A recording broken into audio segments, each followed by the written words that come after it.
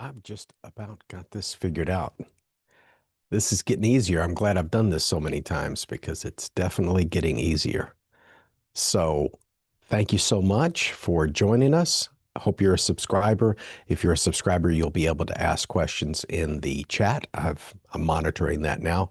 So, if you have any questions about that, just to do a quick recap on the topics, we're going to talk about the equipment arms race, the opposing culture on YouTube. We're also going to be talking about customer retention and also how to get customer loyalty and a little bit maybe about the commodities market if we have time. So we're going to throw a whole lot of different things at it. Again, if you're just joining us on the channel, we appreciate you jumping in. If you're a subscriber, you'll be able to type in the chat. I encourage you to do that. If you want to come on and you're not shy, you want to come on camera, send me a message through my LinkedIn page. I'll be monitoring that as well, or through Facebook, and we'll get you the code to the Zoom meeting so that you can join. All I ask is that you have your camera on and show your face. So looks like everything else is going good. And all right, perfect. So we'll get started. First things first. I wanted to talk about, I had gotten I almost spoiled it. So I've been a customer of the same auto insurance company for about 30 years. And I remember getting something in the mail, I think at the 20 or 25-year mark. And then they really outdid themselves for the 30th anniversary. And they sent me something that I want to share with you. I calculated what I've given this insurance company, just they're only an auto insurance company. Won't mention their name. You'll see why in a moment. And I think I've spent around, adjusted for inflation, because, if whatever you paid 10 years ago, you have to take that number and make adjustments for inflation. I really try to give you the most accurate number I can. And I've given them about $26,000 over the years. And what did they send me for 30 years as a loyal customer? They sent me a postcard. That's right, a postcard. I assume that probably, I'm guessing, could not have possibly have cost them more than 50 cents. When a company does this, it's better that they don't do anything at all than to make a gesture like that because, again, very low investment. It doesn't say a whole lot. It actually says very little and really works against the company. And I'm sorry, I'm just now seeing it come up on the feed showing the blacked out card because I don't want the company uh, to get any more customers if they're going to treat people that way. It's a very bizarre way to thank somebody for 30 years. When you think about what that customer is worth, it's pretty shameful. So it's better if you're going to do something like that, just don't do anything at all.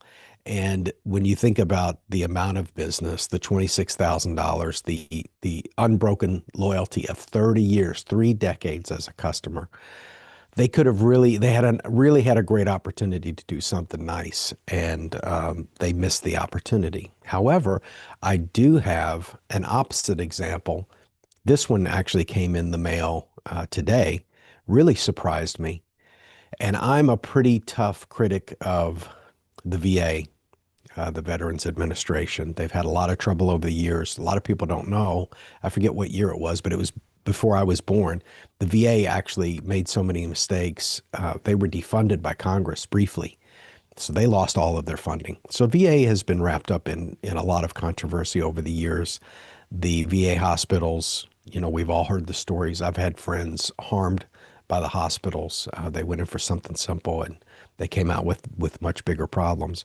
I will say, I've really tried to avoid the VA whenever possible. I did serve in the Army for 8 years. A lot of people know that. I talk about that on here pretty frequently. But my recent, I, I won't go into past things with the VA because I do have some really sad stories of treatment that I had at the hands of the VA.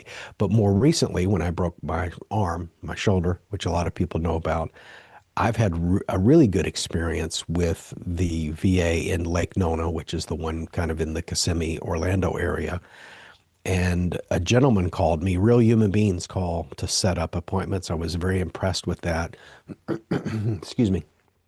And I had a great conversation with a guy that usually, if I'm on the phone with customers, people will say, you've got a great voice. You should narrate things. And I said, well, I do. I'm a podcaster, and I narrated my own book, and that doesn't surprise people. I never really thought of my voice as an asset until the last couple of years. Also, I have to thank the Shure microphone company. This is the SM7DB. If you've got a voice in the lower register like I do, it really helps. It really makes you sound good. But anyway, this young man was talking to him, and I told him, I said, man, I said, from one radio quality voice guy to another, I said, you should really think about doing voiceovers or get into that kind of work. Because I said, he had a great voice, great delivery. He enunciated his words, he pronunciated his words, and I just had a great chat with the guy. And here is the bottom half. Hopefully you can see it because I can't, I'm not getting an instant view on this. But anyway, at the bottom, he says, "Have a great day, Jason." Didn't get it. I don't remember him saying his name during the call, but when was the last time you saw somebody handwrite something on a letter? And this is, an upcoming appointment I have. So kudos to Jason at the VA. Kudos to the VA in general. Again, I'm a little skeptical about what their treatment methodology is for my shoulder, and I don't want to say too much about that until I've given them a chance to do what they think. But everything else, the customer service, the way I'm treated when I'm there, the speed of the treatment, very different from how it used to be. So I can't speak for all VAs because I know that there's a wide variety of treatment differences between different locations. But Lake Nona, VA, you all are doing a great job so far. I think credit is where credit is due. I certainly have no trouble beating companies up when they don't treat people right. But I also see the other side of that card too, where we do need to thank people for this great work. So I do see that people are watching. If you have any questions, you can put them in the chat. If you want to message me on LinkedIn or Facebook to ask for the access to the Zoom, let me know. I'm just now seeing the from a moment ago when I was holding the letter up, they can see Jason's name. So hopefully Jason gets out there and does something with the voiceovers because he has a really professional voice. Okay, next up, I'm going to jump around subjects a little bit since there's no questions in the chat. I'm going to talk about something unusual that I have talked about on the channel before is the commodities market. I'm a big fan of the commodities market. Usually when I get up in the morning, one of the first things I do is I look at the price of gold and silver, primarily because this especially the gold market, and I'm not going to get too deep into this. This is a very quick glossing over because nobody's eyes glaze over faster than when you start talking about economics. But of course, the secret of this is there is money to be made in it. But with gold is very much a barometer of the health of the US dollar. And of course, that affects everything for us. It's somewhat tied to inflation. And there are other things that pull gold up and down. War, we've got a couple of those going on.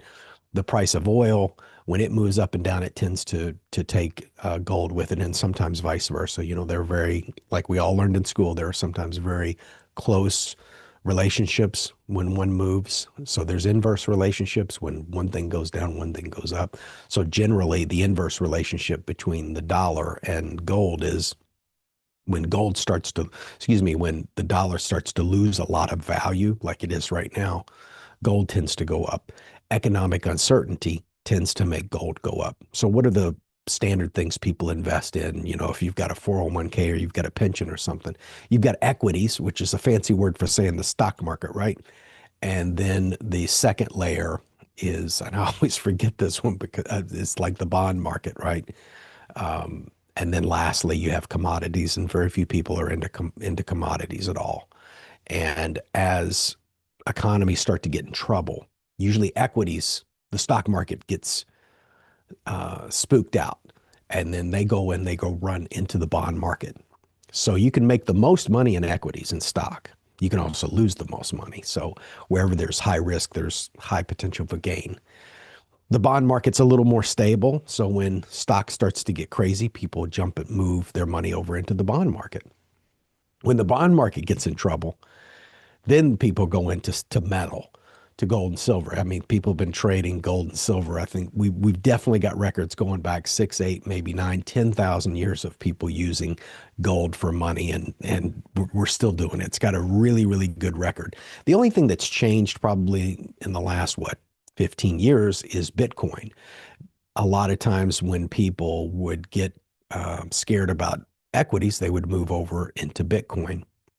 And when Bitcoin was doing really, really well, regardless of whatever else was moving up or down, people were enjoying Bitcoin.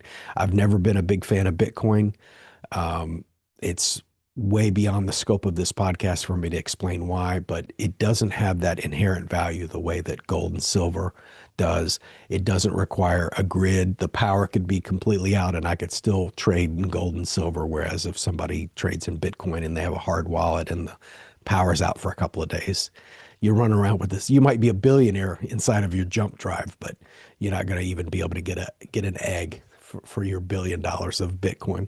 So yeah, I'm generally not very positive on Bitcoin. And Bitcoin, people are spooked in the Bitcoin market too. So that's another reason why the commodities market is doing so well right now. And silver, just today, this is really what's on my mind today, November 28th. Silver went through the roof. It even beat the most recent high from the last 90 days, where it's just been on this tear. What's interesting, so gold is very much an investment metal. You know, what do we use it for? We use it for jewelry. We use it as an investment. Silver's much more complicated. It's an industrial metal. So you make it, they make jewelry. A lot of it goes into electronic devices. So it gets poured into and constantly recycled much more than gold. So silver's a little hard to pin down to why it's going up. But from what I understand, one of the reasons why the silver market is going nuts right now is there's not a lot of supply. It's very expensive to get silver out of the earth. As you know, permitting a mine is a little tough. It's a complicated, it's dangerous. So they can't just go get more silver at the snap of a finger. When the prices go up, you know, mines have to be reopened and restaffed, and it's quite complicated. But silver, if you bought it years ago, like some people I know did, you're in a really good situation right now. So enough about commodities. It's always good to have some around. Most investors, consultants will tell you, and again, talk to a professional. That's not my job, but they'll say to have 10 to 15% in gold and silver with what's going on in the market now and these strange times that we're in. I personally say maybe a little bit, maybe a lot more, but that's completely up to you. Do your own research. Prices are really high right now, so I can understand that it's an unattractive investment at the moment. But just remember that that the price is going to come down and might become more attractive later on. So another thing I wanted to mention too is, and this goes all the way back. I noticed this when I had a recording studio. I forget whether I started it in 97 or 98. That's kind of been lost to time. And I remember getting started with certain equipment and then doing an upgrade, and then there's stuff that happened in the studio I've talked about in other videos I won't talk about here. But when I did that second upgrade, I noticed that myself and a lot of other recording studios were engaged in this arms race competition tech wise, because technology in the recording arts was changing very rapidly then. So they were having their version of the AI revolution. It wasn't AI back then, but new capacities, hard drives were getting bigger, and computers were starting to be used a lot more for recording, whereas computers are used exclusively, almost exclusively for recording now. But back then, people still had analog tapes. People were using ADAT, which was a digital tape. Think of an old school VHS tape, but it's digital. And DAT tapes, which were looks like a smaller audio cassette, but it was digital. And then hard drives, that was the hot new thing. And it got to the point where if you were competing to be the coolest recording studio on the block, you were just constantly buying the latest and greatest. Some bands want that when they go into a studio. If they see a bunch of old dusty gear from 20 years ago, they might not want to do business with them. You know, in the minds of these mostly younger customers. They wanted this, the hot new thing, the hot new pedals, the hot new microphone. And I see the same thing now when I got into podcasting, and I already upped my technology to a point way beyond I ever thought I would. So I have a 4K camera now. The mic, I didn't mind. I went ahead and got this because I was going to narrate my own audiobook and I wanted the audio to be really good. You can't see it, but I have a nice preamp for this, even though this Shure SM7DB um, has an internal preamp. I've got another Universal Audio Volt 1 preamp that I think really maximizes the microphone. So this was a very nice purchase. But the lights, you can't see everything here. And then you may have noticed if you've seen the podcast before, the backdrop looks a little bit different. I got rid of the virtual background. I don't have what's behind me finished just yet. It's actually just getting started. So you may have to see it where it looks like it's through a steamy shower curtain for now because I've got the glaze on the camera there so that you can't see behind me. But those are giant styrofoam blocks. And there's a lot of reports that people just dislike the virtual backgrounds nowadays. So I'm trying to change with the times. But again, it goes back to what we're talking about, right? The technological arms race. But there are podcasters out there that have 100,000 subscribers and they're shooting with their iPhone. So I say get started with whatever you've got. If you've got something really interesting to talk about, or let's face it, if you've got a lot of charisma or you're attractive, I don't have that going for me, but I do have some subject matter expertise that helps the channel along a little bit. But you can start a podcast with an iPhone. You don't have to get fancy. I would interview a person on my podcast that just came in with an iPhone. I think the story and getting the story out is very important. And I shot a video a couple of days ago about the ideal guest for podcasters. So that video is really aimed at people who are running podcasts or want to start one, what you should think about when bringing a guest on. And I think it's very short, very concentrated. So I encourage you to go back. Subscribe to the channel so you can join the conversation. I see that we've got some people watching. If you want to drop something in the chat just to let me know that you're here, that you're alive, let me do that. You can do that as well. If you want to join the conversation, I can give you the code to get on camera. This is being done through Zoom and then simulcasted into YouTube. Just send me a message on Facebook or on LinkedIn, and I'll get you the access to get on camera. I encourage people to do that as often as possible. And I've had two great guests on, Kyle Broccoli and Sager, they were both talking about AI. I'd never done that before. Those are two live interviews. I've always done interviews pre-recorded. Those are really tough because there's a lot of editing afterwards. Editing steals my joy. Some people love the editing part. I'm not a big fan of it. I like to have the conversation. I'm not as comfortable live as a lot of other podcasters are. I'm getting more comfortable at it because I have two under my belt. I wasn't even sure about the technology because it is quite different. I use Zoom and then simulcast to YouTube. So if anybody has any questions, the topics that we were on, we talked about gold and silver a little bit. If you have a question about that, it's something that I know a little bit about. We were talking about the equipment arms race, how if you get into podcasting or sometimes technical based endeavors, you're constantly having to buy the latest and greatest equipment, or you feel the pressure to. It's not really true, and you don't really have to do it. You can focus on quality of content.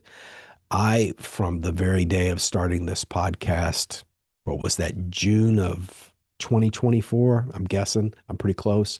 I wanted to have pretty decent video. I was shooting 1080p with a regular webcam, and I had pretty decent audio from the beginning. And then, of course, I upgraded to this Shure microphone, which is dynamite, highly recommended. The other things that you may have missed if you're just now tuning in is that the insurance company I've been with for 30 years thanked me for being a 30-year loyal customer by sending me a postcard. Yes, a postcard. They invested about 50 cents into that 26,000 estimated $26,000 I've paid them over the last 30 years.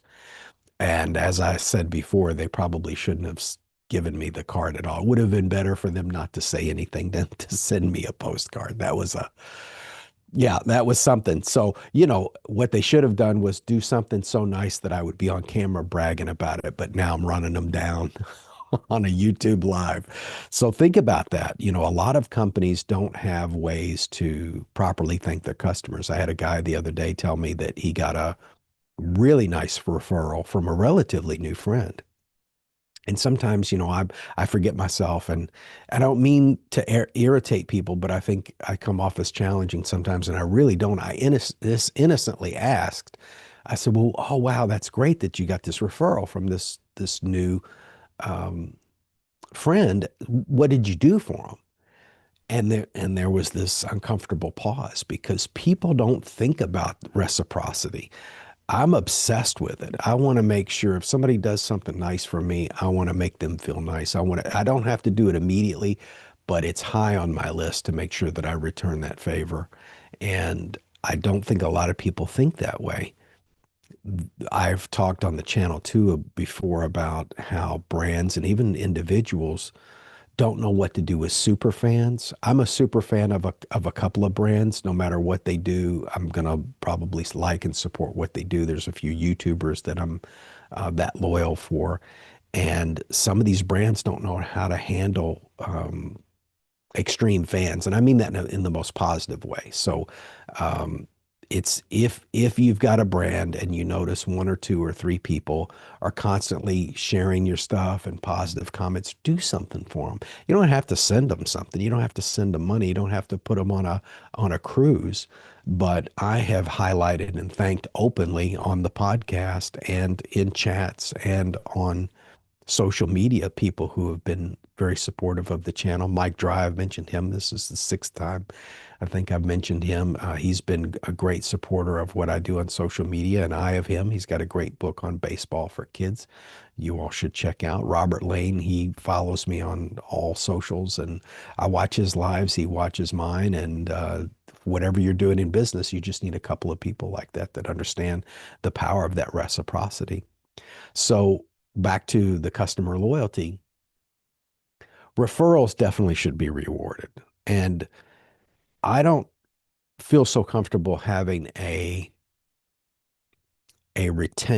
having a referral bonus in place that's formal because I'm not saying that encourages bad behavior, but I think you do much better when you do it and it's not systematized because it's much more special then.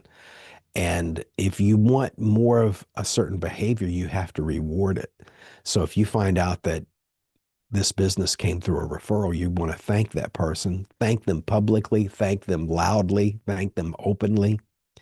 If a customer brings you a lot of business, way more than normal, I'm not, in this case, I don't mean a referral. I'm saying somebody who places a really, really big order themselves. You can go above and beyond. You can stick something extra in the box. Maybe even more powerful to send something separately later. Putting something in the box is nice, but sending something separately at another time is even more powerful. If you didn't tune in until late, you may not have gotten the opportunity to see that the gentleman I spoke to from the VA that set up my appointment was decided to handwrite on this letter, which blew me away. I haven't seen handwriting in a letter in a very, very long time. I don't get a lot of mail. So that was really nice to see. And it gave me some really positive feelings towards the VA in Lake Nona, which I believe is where this gentleman's from, Jason, by the way. So thank whoever you are, Jason, I don't know your last name, but thank you so much. You're doing a great job. You made me feel very valued at the VA. And here I am on camera thanking them. I'll roast companies too, but I prefer saying nice things if at all possible.